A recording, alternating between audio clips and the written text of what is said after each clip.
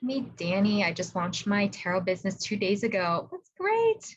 How are you reaching people, or how have you been like pitching yourself, or is there like a certain view that um, you've been trying to do, a certain maybe like a specialization, or just general tarot, or do you work with oracle? So right now I've been reaching people mostly on like Facebook, Instagram, Twitter.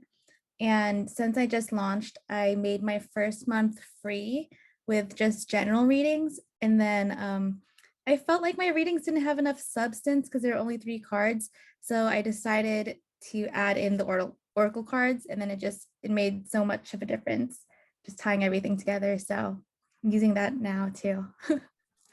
Awesome. And so for your first month, when you said it's free, are you saying that you're offering every single reading for free to everyone that comes to you?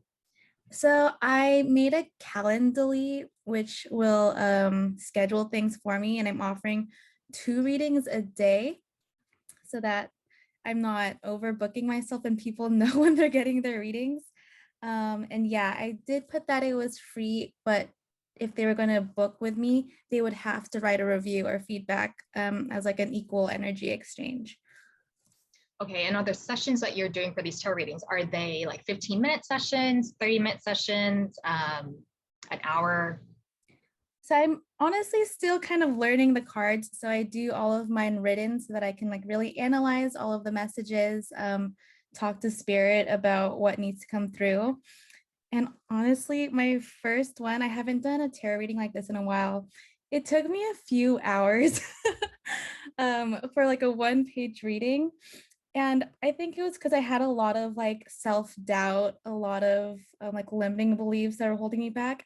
But then I realized what the reading was about. And I think I was pulling energy from the reading because it was a lot about not believing in yourself, even though you have everything there in front of you. And once I realized that, it was like total clarity. So I think I'm also learning just like what are my energies, how to be in tune with what these readings are doing, and like how I'm receiving that information. Right. So what feedback have you gotten from people after their reading? And are they, how long are they? You said an hour? Um, it's about a page long since they're written readings. Oh, okay, right, right. So you're just emailing them. Yeah. I've done a lot of live readings just for my friends and family, and they said they were amazed at how it resonated with them and how skeptical they were before it happened. So that was really positive. I'm trying to get them to write more reviews for me as well. So far, I've only sent out 3 readings, and they're probably still sitting with them trying to figure out how they're feeling. So I expect the reviews within like a week or so. Right. Okay. So that's great that you got like great feedback on that. Also, have you thought about maybe even doing video recordings as an option, so that way a written reading might be not as long? Or do you not feel as comfortable doing video readings? It could be even just an audio recording, like, okay, so I'm pulling this card. You can send them a photo of like the tarot Mhm. spread you sent that you laid out for them. I think send them that photo and be like, this is what I see. And you can just kind of record yourself saying like, okay, well, I see like the 5 of Wands or like the Sun card and all that kind of stuff. Have you that way, have you thought about that instead of so it might save you some time, or it might be an easier method for you? Yeah. After that second reading I sent out, I just noticed myself talking to myself, trying to oh, sorry, someone's calling me. Trying to talk myself through the reading. And I feel like I should at least record myself doing that so that my thoughts aren't as spread out as much, because I always find myself re-looking over and like reanalyzing everything because I kind of get discouraged. I leave the reading for a little bit and then I'll come back. Um, but I do think my face is so cute and my voice is so nice that people should see it. So I'm hoping that maybe halfway through this, I can offer people the option if they want their reading that way too. This month is all about like experimenting with how I want to um, give out all my readings. Yes, definitely. I think when you start out, or even just being an entrepreneur, experimenting is part of the process. I do think that what you could do um, is to not to probably, how do I say this? Just not do free readings anymore. And what you can do is offer, I know it might sound a little scary because you're like, how do I ask people to pay? But I know there's a way to set that with Calendly. But instead of saying, oh, here's a free reading that takes me like maybe an hour to write it up, which is a lot of time. That's actually a lot of time. That's like an hour. If it takes an hour, that's probably like, you're looking like at $100, 120 within the industry rate. But anyways, and at least start charging for that. And what you can say is, as kind of like a follow-up email, say, hey, I'd love to hear from you. Or like you can say a follow-up email, like, what did you think about your reading? That's like a natural way of saying it. And then what, based on what people tell you, some people might not write back. As you can see, some people are taking forever to write even the readings, like reviews for you, even though you're giving free readings. But what you can say is like, hey, how was your reading? And for the ones that respond back, like, oh, it was great, yada, yada, yada, blah, blah, blah, blah. You know, you could say, oh, is that right? I'm glad you had such a great reading. Is it, or if they have like not a negative review or some feedback, you can say, like, thank you for letting me know. I'll incorporate that into like my practice and my business. But if they say something positive or like, this is great, like kind of like what your family and friends say, you could be like, that's awesome. Can I use that review on my website? Or you can say, that's awesome. Do you mind writing a review for me? And you can use the same exact thing you just said. And here's the link to my Yelp. Here's the link to my Facebook review page. Here's my link to whatever. So that way you make it easier for them. Because I find that the more work people have to do to kind of put a review on, most people don't go out of their way. But when you make it easier for them, saying like, oh, they already said that, and they could just literally copy and paste it. Here's the link you can copy and paste it to. Greatly appreciate it. And for part of your review, I would love to give you an extra 15 minutes or a little future mini spread reading, but I'd say like an extra 15 minutes on your next reading with me. So that's another way to approach it, where it's actually more, I think, fair of your time and energy exchange. Yeah, because after all, you'll get like a bit burnt out with the free reading, because especially when it takes that much time too. Yeah, it's like an hour of the reading and then an hour of like regeneration afterwards, my little naps. Yeah, but exactly. I put a feedback form at the end of the email of the reading. I think it's a good form, but I'm also a little worried that it's like too long. I feel like sometimes if there is too much work, people get discouraged from wanting to do it. So when you're asking for those who are just joining now, I'm giving pretty much free strategy sessions on how to work your business, or even if you have an idea and you're just not sure what to do, or you don't know how to work it, feel free to ask me anything. So Danny, are you saying that for your feedback, when you say you give them a form, like you send it out to them, or? Yeah, I attached a Google form with the reading. Okay, and the Google form has, what does it say? Let me pull it up. What did I put in here?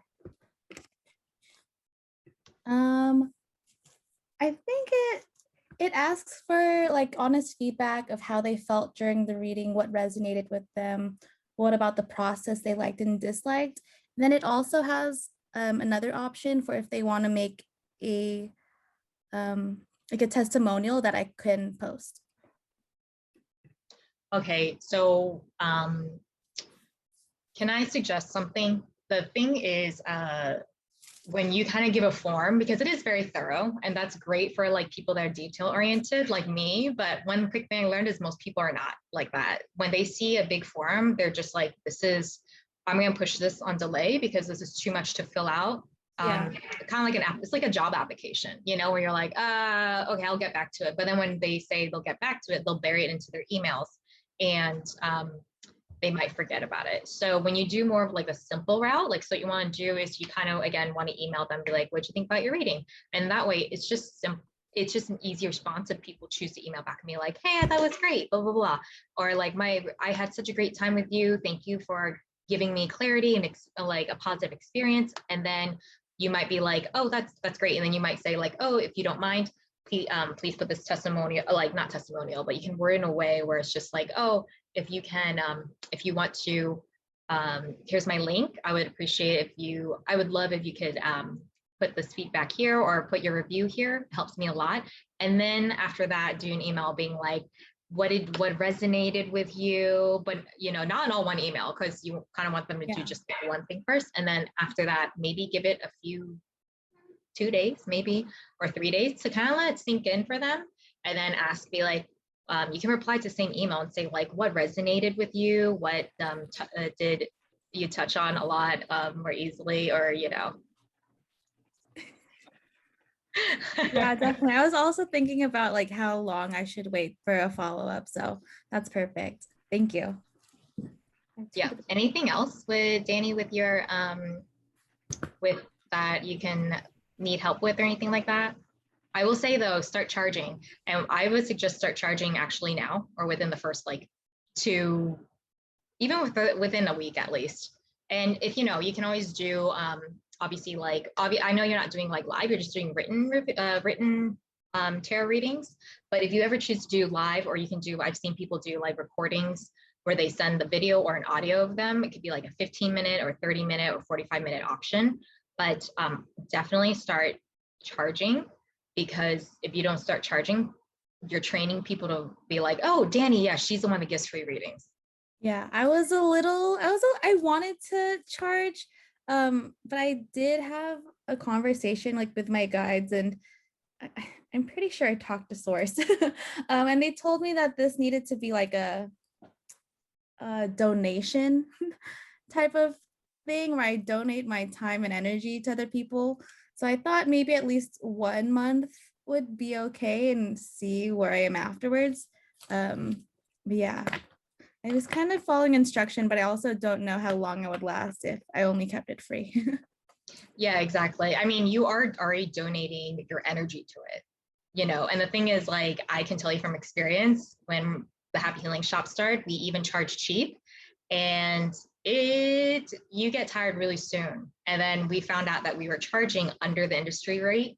And, once we start charging normal industry rates, but then that's when we're like, oh, people are still willing to pay. Like there are people willing to pay $500 for a psychic out there. They exist. So yeah, even though, let's say you do get your message from your guides or source that, you're giving your time, and, but your time and energy exchange, it has to be to the point where it's also healthy for you. You have to remember that. Your spirit guides aren't going to say in a point where they're like, oh, you got to be a martyr, like you've done bad things where you've, just been terrible or anything like that. Mm-hmm.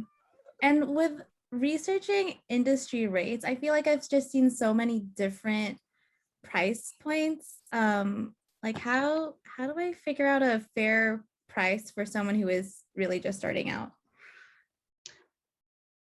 You're based in California, right? Yeah, San Francisco. Great. So what I would say is you could look up places in the area where you could look up for example, research like tarot readers or like metaphysical readers and whatnot, and see how much they charge. Because you kind of want to, there's a difference between people charging in New York City, San Francisco, and whatnot versus, let's say, someone in Missouri, because the cost of living is different.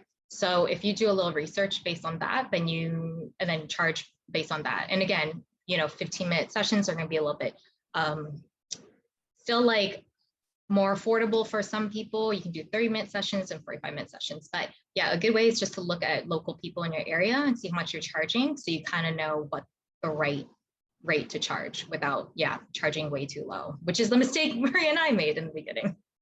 Okay. Yeah. Thank you. Yeah. Trang, while we're waiting for the next question, there was an interesting point that was brought up with Sesame Danny. So what happens if someone is getting input, let's say they do a reading with their guides or something, and they're having a conflict between what happens with their guidance and what happens like in the physical world? Like, what would you recommend, like how to overcome that in general? Because I've heard that before, people being conflicted about, charging versus, doing what they saw in a reading or something. Well, I think a lot of times it comes from our fear, to be honest. A lot of times people are afraid to charge in this industry a lot, especially where you're new to it. And people kind of forget.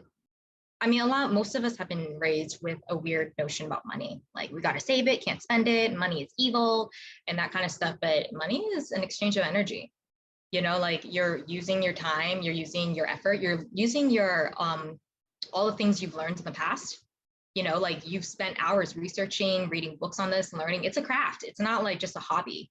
Like, it's a hobby, be treated like a hobby, and you allow people to treat you like a hobby. But it is a serious craft. And so I think sometimes people forget that.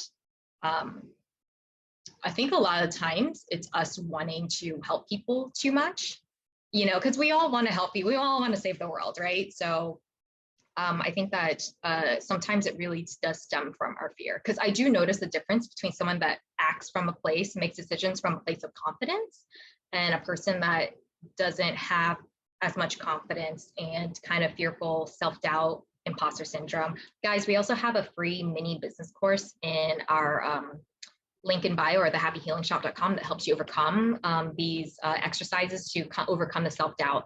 And I will say, like, I've seen Maria change from the beginning when I was with her, where she was just like, I don't even know if I'm a good psychic. And I was like, you're fine, you're good, to who she is today. It feels longer, but it's been only 2 years.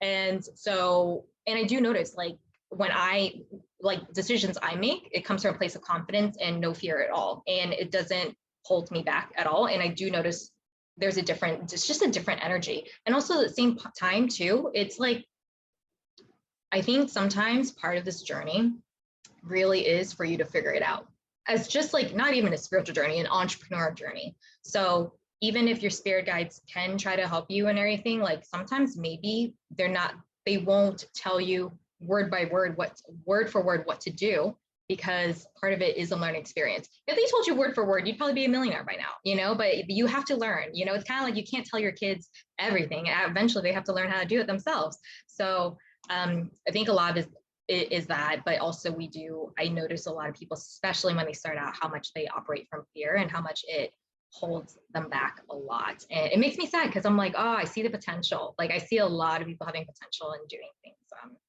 But that's also their journey to learn too. And usually you have to hit like a breaking point where they're like, I'm done with this, and I either quit, or I need to get help. I need to get guidance or mentorship on this, or coaching, so I know what to focus on. Man, Maria, I wish we had this when we started, because this is one of those things where I was like, we wouldn't have to figure it out ourselves. We would have saved our mental health and our toll, the toll on our stress and everything like that. So yeah, I think that's, and the thing about entrepreneurship is, like, if it doesn't work, then it doesn't work. But a lot of times it does, but most people just are misguided, I feel like.